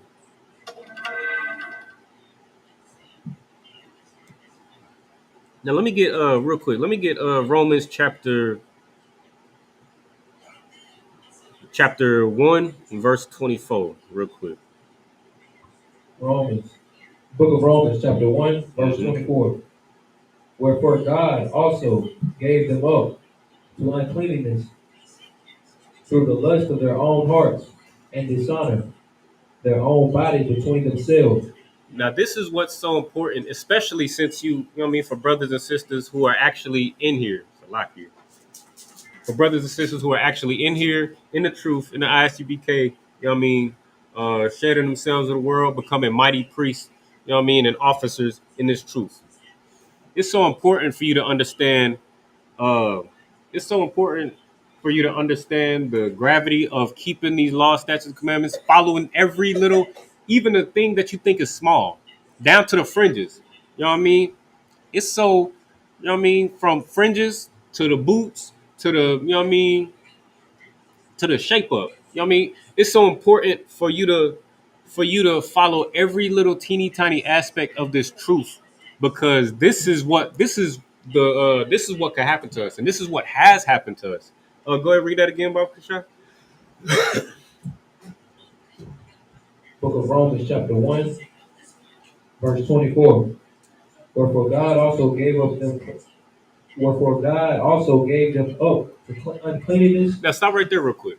Now your Christian, everybody who leaves the Christian church, right? They leave the Christian church for, or anybody who says they spiritual, right? or they go into these other religions, going to Kemet, going to Egyptology and all of that garbage, Buddhist, Muslim, all of that. They always want to say, "Well, I can't serve a God that will put us in this condition. If God is real, why would He put us in this condition where we being oppressed, and we in the ghettos and the barrios and reservations, we going through 400 years of slavery and this, that, and the third. Why would I follow that God?" But this is so important for you to understand. Read that from the top one more time. Book of Romans, chapter 1, verse 24. Wherefore God also gave them up to uncleanness Mm-hmm. through the lust of their own hearts. Through what? Through the lust of their own hearts. So when we become spiritual as Blacks, Hispanics, and Native Americans, and we decide that we leave the Christian church, we're not following the Most High, to hell with this Bible. We like to say, well, why would the Most High put us in this situation? Well, we just read right here. He said God also gave them up to uncleanness through what? Through their own hearts. Through the what? Through the lust of their own through hearts. the lust of their own hearts. Go ahead, read on. And to dishonor their own bodies between themselves. So what you got to understand is the reason why we in this condition is because we chose, real quick, we're going to come back to this Romans. Let me get Deuteronomy chapter 30 and verse 16. What we got to understand is that the reason why we in this condition is because the Most High told us, first of all, the Most High told us that He chose us to be a special people above all other nations. And He told us that these laws, statutes, and commandments was going to be the wisdom and understanding in the sight of the other nations. Go ahead and read what you got. Book of Deuteronomy, chapter 30, verse 16. And that I commanded thee this day to love the Lord thy God, to walk in His ways, and to keep His commandments, and His statutes, and His judgments, that they may. Go to 15 real quick. Oh, wait, what is that? Damn, I just had it. Like 19, Salaki. 19. Deuteronomy, chapter 30, verse 19. I'll call heaven and earth to record this day against you, that I have set before you, life and death. So the Lord set before us life and death. Go ahead, read on. Blessing and cursing. Blessings and cursing. So in Deuteronomy 28, it says, if you follow these laws, statutes, and commandments, you'll be blessed with all these different things, right? With rulership and, ownership. We talk about ownership, buying property, and being building generational wealth, right? Well, all of that is in the Bible. It's in the curses in Deuteronomy 28, or it's in the blessings in Deuteronomy 28, 1 through 14. And then the curses from 15 to 68, you know what I mean? That's if you don't follow these laws, statutes, and commandments. Go ahead, read on.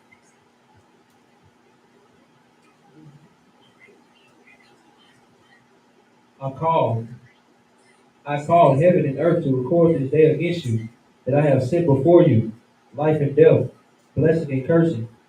Therefore choose life. Therefore do what? Therefore choose life. So he said, look, I'll give you this, the red pill, the blue pill. Pick the blue pill. You feel me? He's saying, look, I give you life or death, blessings and cursings.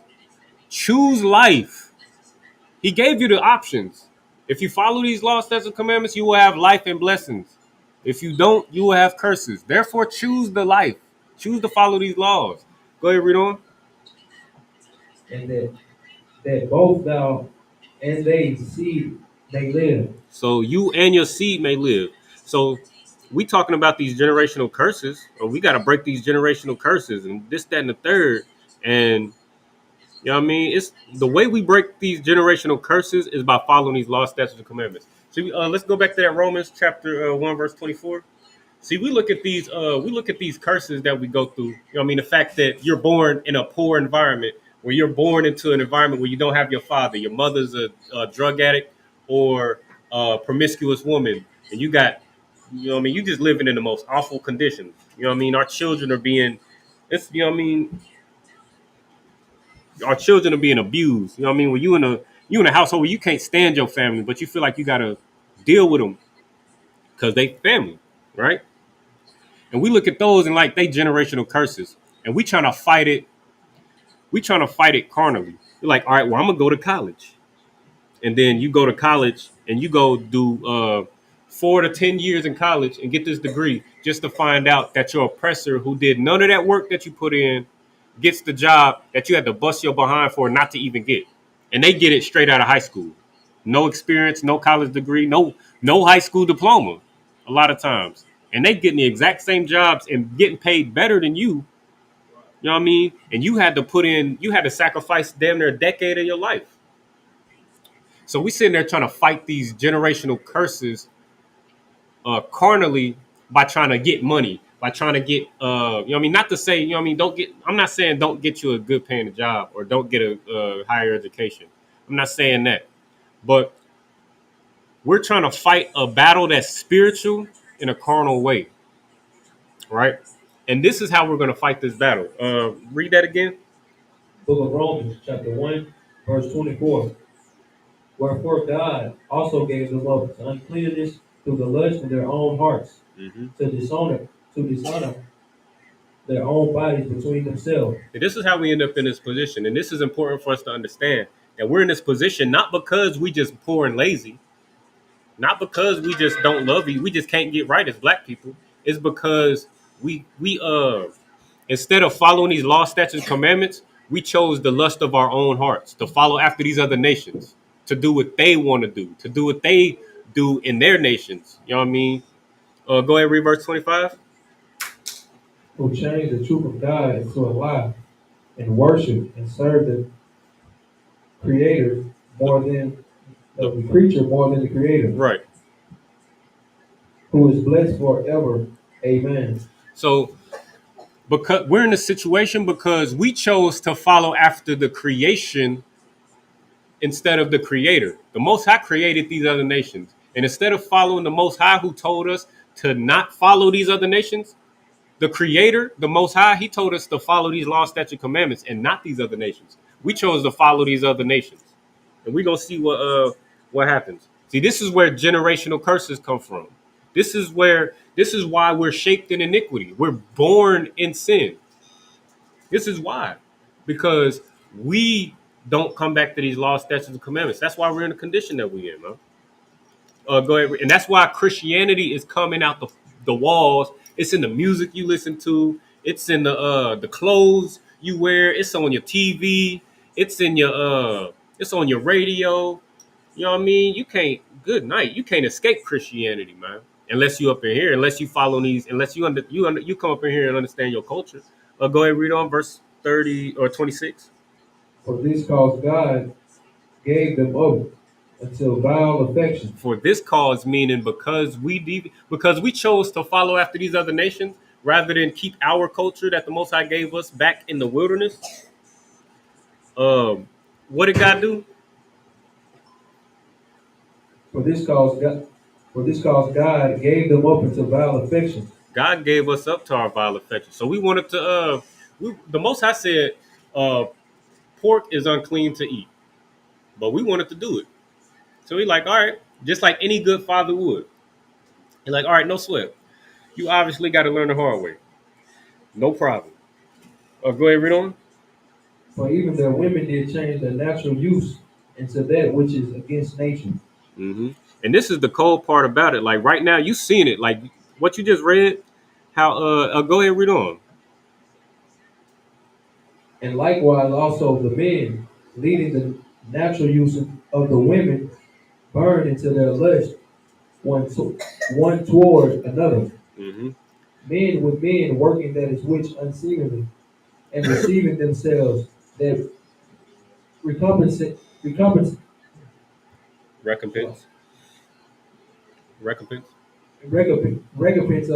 their error which was met. See, this is what we see today, where you know what I mean. What's the good night? Like you can't turn on the, like I said before, Christianity is coming out your TV. When you turn on that TV, you turn on I don't want to say no names, but you turn on that you turn on that TV and you see whether it's a children's show or whether it's your favorite show that you're watching right now. It's some sort of LGBTQ activity in there. It's some sort of in like to the point where like you can't even. I can't even let my kids watch TV by themselves. Like I gotta watch everything that they watch before I let them watch it. Like I'm like, all right, this is cool. And then even as they watching it, I gotta explain things. Like, look, this ain't. We don't do that. Don't do that. You see how they acting? You don't act like that. You see how he throwing a fit? We not doing that. You know what I mean? Like we gotta. That's how we gotta deal with our children because it's coming. Christianity is coming out the walls. It's coming out to TV. So you gotta fight Christianity on a day-to-day basis, man. You know what I mean? To the point where, like, just like what we just read, this is talking about, if you didn't know, you know what I mean? This is talking about how LGBTQ lifestyle is an abomination to the Most High, man. And this is the type of behavior we was doing because we chose to follow after these other nations rather than the Most High. The Most High said in the beginning that this was unlawful, that this was an abomination. But because we see our oppressor, you know what I mean? They what's his name? Bruce Jenner. You know what I mean? He you know what I mean, 6 foot something strong man with a wig on and lopsided. Good night. It's just crazy. He go ahead. Ex-Olympian. Yeah, Mr. What they call him, Mr. Mr. Yeah, he an Olympian.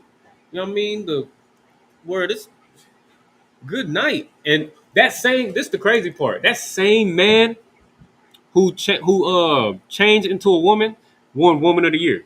Right. Crazy. That is berserk. But we see things like that and we don't look at it like it's unseemly or disgusting. We look at it like we envy it. Now our brothers want to get reproductive. What's the word? They want to get reproductive surgery and things like that. We want to. Our sisters want to be masculine, and our men want to be feminine. You know what I mean? We get this like we just read it. We just read it in Romans. It's right here in your face because we worship the creature more than the creator. Now we have all of these things. We now our brothers and sisters are LGBTQ. Now it's go ahead read verse 28. Book of Romans, chapter 1, verse 28. All of this is the result of Christianity. Go ahead. And even as they did not like to retain God in their knowledge, God gave them over to a reprobate mind to do those things which are not coveted. So this is because we chose to follow after these other nations because Christianity pushes that we're all one people and that there's no color in the Bible and God is all love and we should all love one another and God loves you no matter what kind of atrocious acts or abominations you commit. The Most High gave us up to that. Like, fine, you know what? I told you that these nations was no good and that you should separate from them and don't do nothing that they don't follow they culture and ideals. Don't succumb to what they want to teach you. You know what I mean? Don't follow them. Don't teach your children to do those things. But because even though he told us and we chose to follow them anyway, he's like, all right, no sweat. Go ahead. No sweat. And we wonder why. And then after we in this condition where now all these diseases is running rampant in the black community, we still in this hellish condition. We want to blame the Most High. We chose this. We chose this, man. And Christianity doesn't give you the opportunity to be able to change your mind, because that's the point of what Christ died for, so that you can change your mind, change your spirit, so that you can decide, I'm not doing this anymore. I'm not going to be this type of person anymore. I'm going to do this. I'm going to learn my culture and identity and do what the Most High told me from the beginning. That's the whole point. But your Christian church tells you that the law is done away with, so you don't even think about changing your mind. You don't even think that it's important. But that's the whole thing, man. The Most High gave you up to this because you chose that other thing. You chose death over life. So he gave you up to it. Like, all right, just like any good father would. Like, all right, you want to get in them streets? All right, go ahead. You can't come back here, though. You can't come back here, though. Go find out how cold them streets is and figure it out. You know what I mean? That's love right there. What is it? I think it's any more than that. Go ahead and read verse 29, we're gonna get up off it. Being filled with all unrighteousness, fornication, wickedness, com- covet- Covetousness. covetousness, You know what covetousness means?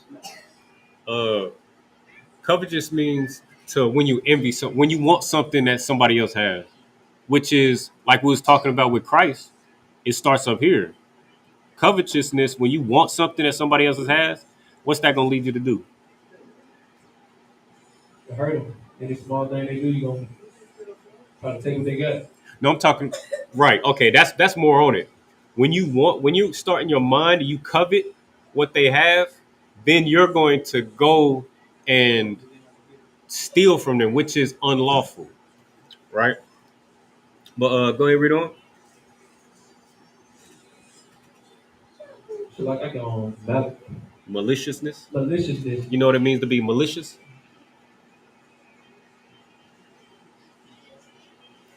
have evil intent, bad Calm, intent, calm. All right, go ahead, read on.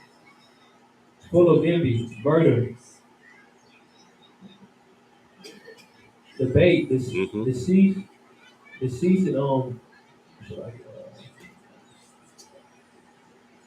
Malignity. malignant and whispers. All right. So That all of these things are things that we deal with in our communities, where because we deviated from our law, because and these are all this is the cold part right here. These are all things that you see in the Christian church, especially. It's supposed to be the so-called house of God, but you see all of these things on this list. Go ahead, read on, verse 30. backbiters, Oh, look at Shirley with that big old hat. She thinks she all good, man. She ain't nothing. Hey, girl. Soon as she come around, hey, girl. You try to act like you wasn't just dogging her a second ago. Backbiters. You know what I mean? Go ahead, read on. haters of God, They haters of God. This is how. What's that precept? This is how you know the love of God to keep the. What's that precept? John 5:3. Let's get that real quick. This is how you know the Christian church hates God. This is how you know that the Christian, because I don't want to focus in on the Christian church, because the Christian church is obvious. That's the house of Satan. That's where the evil is being curated and cultivated. And what's the word? The precept we read earlier, where you're man, what is it in Psalms, where you're born in iniquity and man, what is it? Salakia. Shaped in iniquity. That's what it is. This is how you're shaped in iniquity, right? That in the Christian church. But that this is how you know that the Christian church is everywhere. It's not just in that building. That's just the house. That's just the headquarters. But it's everywhere. It's on your TV. It's in your news. It's in your schools. It's on your music, your entertainment. Just go ahead. You had something? Yeah, like it just what you're saying is so true. But like you can sit up and say a scripture like how getting baptized and stuff. It ain't the right way. You should actually follow the commandment just by dipping in some water. You can tell somebody that they're a really honest believer. They're like, man, you right about that, but still go get baptized. Still go to attend a Christian church. But knowing what you're saying is really true. But still go back and go get baptized. Right, right, and that's so heavy. That's so heavy because since we were, and that's the whole point of the class tonight, man. Like it's easy for us to see it because I mean, it's easier for us to see it because we see them going into the Christian church when we know what happens in the Christian church. Like how many scandals comes out of the Christian church where some young child is being abused, or some all the LGBTQ activity in the Christian church, or all the they getting baptized and they baptized the a drug dealer, and then he go down a wet drug dealer and then come out the water a dry drug dealer. How many times does that happen? It's easy for us to see that, but a lot of times it's not so easy to see the Christianity in the world, or like the Christianity in us sometimes. That's why brotherhood is a weapon. So your brothers can see that Christianity on you. Where, you know what I mean? What's the word now? I was about to give an example. Go ahead. Like you can tell somebody they got like a bad spirit on them. Mm-hmm. Like pretty much like how we standing here. Somebody walk through like somebody do trying to understand the word or whatnot coming in trying to out. You just kind of like see the bad Mm-hmm. spirit on them, but not even that. Like just being with a group of friends or whatnot. Just always that dude like pretty much my cousin. Like I know he got a bad spirit on him, but yeah, you pretty much tell. Mm-hmm. Yeah, you can. And that's the whole point. Like you can tell, but the biggest fight that you're gonna fight is you. That's the biggest thing that you. That's the most important thing that you're gonna fight. So, like, it's good to see. You know what I mean? Be able to see that spirit on somebody else. Be able to see like, oh yeah, they just heard the truth and they gonna go out there and first thing they gonna do is spark up a blunt after they just heard us say that getting high is unlawful. But you got to remember to make sure you standing on business 10 toes down every day and every night so that they can see that in you so that you don't fall victim to these things. Now, what was that? What was that First precept you John said? chapter 5, verse 3. Come.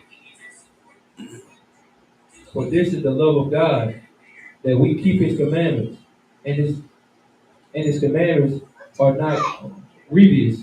This is the love of God. Let's go back to the Romans chapter 1 and verse 30. This so the love of God is to keep his commandments. And the commandments is not grievous. It's not hard to do, man. It's not hard to love your brother.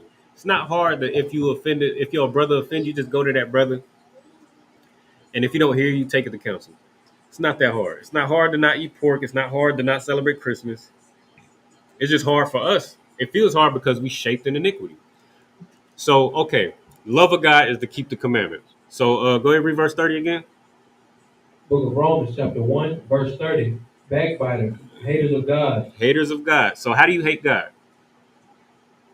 by breaking his laws, commandments, and statutes. Right. That's haters of God. Now, in the Christian church, you know that they teach that the law is done away with. And in the world, ain't nobody keep like you can't, you know what I mean? The Christians got the Bible dead in front of them and they got the law, statute, commandments right there in front of them. And they say the law is done away with. You go in that world and I got you 1 second, Slacky. But you go in that world with people who done thrown away that Bible or they done picked up something else. They don't believe in that Bible. What you think they doing? You're surrounded by on all sides by people who hate God because they don't follow these laws. Go ahead. And main thing you hear in the church, nobody's perfect. God's only perfect. You can never be perfect. Right. That's something that Christian pastors. That's something that I can remember that going to the Christian church that they mainly say. Yeah, that we just read in Matthew chapter 5 verse 48. Christ commanded you to be ye therefore perfect, and he gave you instructions on how to be perfect. He said, "Don't even think nothing ill." He said, "Thou shalt not kill" is the law, but don't even don't have ill will, ill intent for your brother in your mind. Don't even stealing is unlawful, but don't even think about don't even think about what your brother got that you ain't got. Go ahead. You have something else? Yeah, like piggyback on what I said, like they don't do nothing but really like trigger you to do wrong. Like I'll never be the standard of God. God is the only one perfect. Right. So how can I? You know? Right. Right. And that's crazy. Everybody, even anybody, you ask, I challenge you to, you know what I mean? Just take a listen. You know what I mean? Just take a listen to people conversations, bro. You know what I mean? Especially like brothers and sisters who like still getting high or still, you know what I mean? In that, whether they in a Christian church or not, or, you know what I mean? They decide to be in them streets or whatever lifestyle they live in. Just listen to their conversations. And they're going to quote the Bible. They're going to quote Christianity rather. They're going to quote the dogma, the rhetoric that you learn in Christianity. They're going to be like, "Oh, God, okay, no, only God can judge me," right? That Tupac, right? Only God can judge me. That's not in the Bible. That's Christianity, right? You feel me? It's just like, even if you're not in that Christian church, even if you decide that you're not dealing with that Bible, if you out there in that world by yourself, you're not in these walls, you're going to be a Christian. It's just it's impossible not to. You know what I mean? It's just everywhere. Let's see, is there any more on that? But everything we just read, Go ahead and finish off verse 30, and we're gonna get up off it. Book of Romans, chapter 1, verse 30. Backbiters, haters of God, despiteful, proud, boasters. All of those different things are things that you see in a Christian church, and all of those things are things that you're gonna also see in the world, just in everywhere, on TV, in the streets, in your music, on your radio, in your car, at the job. It's gonna be everywhere. Let me get Colossians chapter 2, verse 8, and we're gonna wrap it up.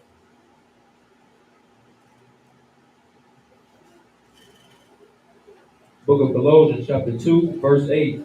Beware, lest any man spoil you through philosophy and vain deceit, after the tradition of man, after the rudiments of the world, and not after Christ.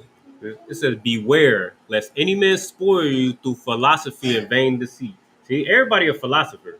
Everybody who's spiritual, they philosophy, and they just, go ahead. Yeah, even with the dude Rashad Jamal, like I used to watch his video, man, just listen to him, watch his video for hours, man. But man, he really got to go what he told myself. So you know what I'm saying? But now that I've been in here, but even 2 weeks I go back and listen to that man video, man, it sound crazy. Real talk. Man, like it really sound crazy. I can't even watch the video. Like I don't pray the devil or nothing, but what you saying, man, it ain't right. Yeah, that's like these. You see what these podcasts, man? These radio shows, podcasts, and these TikToks and all that, where brothers, you know what I mean, trying to sound all smart and philosophizing, and you know what I mean, giving counsel and giving pseudo counsel and guidance and all of that. Like the brother said, it sounds so intelligent when you're in the world, but you getting this truth, man. That's what's so heavy about this scripture. Read it from the top again, real quick. Book of Colossians, chapter 2, Verse 8. verse 8. Beware, lest any man spoil you through philosophy and vain deceit. See, we get spoiled by those things. We see them podcasts where it's they inducing what they call these gender wars, where it's women talking about how men ain't nothing, and men getting on a podcast, and the whole podcast revolve around how women ain't nothing. That's how we get spoiled by these philosophies and vain deceits. Go ahead, read on. After the tradition of man. After the what? After the tradition of man. After the tradition of men. See, the Most High gave us these laws, statutes, and commandments, but because we chose to follow after the creature instead of the Creator, then we follow after the traditions of men, man. And that's what spoils us. That's what destroys our households. That's what destroys our hearts and that's what destroys our minds. Go ahead, read on. After the rudiments of the world. After the rudiments of the world. You know what a rudiment is? A rudiment is a pattern. So we follow after the patterns of the world. So in the world, you celebrate your birthday, you celebrate Valentine's Day, Easter, you just you get your Easter vest out. You know what I mean? You don't even go to church, but you go to church on Sunday, on that Easter Sunday. You know what I mean? You know what I mean? The rudiments of the world. The rudiments of the world, the patterns of the world is LGBTQ lifestyles, accepting everybody for who they are, even though they can't accept themselves. They can't accept themselves. They can't accept that they was born as a man and wanted to change to a woman. But we got to accept that you feel like a woman. That's crazy to me. But go ahead. But I know everybody pretty much seen how Joe Biden has declared Easter as a transgender day now. That's crazy. I heard about that. And that's so good night. Good night. You see what I'm saying? You see, like, this is good night. This is what we just read out of Romans, man. This comes from these other nations. When we choose to follow after them, because we like to think like, oh, we the best. You know what I mean? We like to, whatever we do, whether it's good or bad, we like to, you know what I mean, do it to the top tier, whatever it is. But what you got to realize is all this evil and wickedness that we pick up, it comes from your oppressor. It comes from these other nations, man. They was the first drug dealers. They was the first LGBTQ. They was the first unalivers, the mass unalivers, the robbers, the abusers. They was all of that. And we pick it up from them.